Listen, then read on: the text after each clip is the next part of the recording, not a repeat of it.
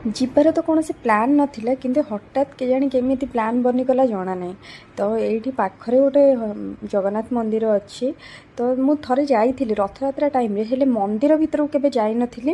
ରଥ ବାହାରେ ଯେହେତୁ ଥିଲା ଆମେ ବାହାର ରଥ ଟାଣିକି ପଳେଇ ଆସିଥିଲୁ।